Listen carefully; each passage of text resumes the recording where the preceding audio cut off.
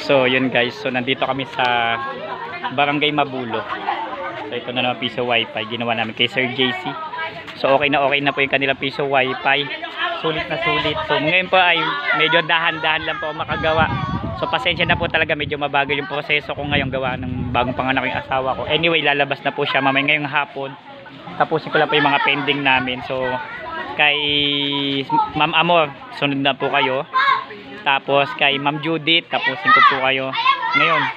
And then right after po ng bukas po ay kay Vice Mayor po ng ng Magallanes, kay Sir Don de Mapilis. And then sa Pacheco po, sa aming kliyente din doon. And then Barangay Halang po kay Estilo Hardware. So tatapusin ko po lahat 'yon. So yan inaabangan ng mga kabataan dito yung piso wifi. So sulit na sulit. So nagulat si Ma'am. So namamayat na ako, puyat pa. Ayawan ko na kung ano mangyayari sa atin.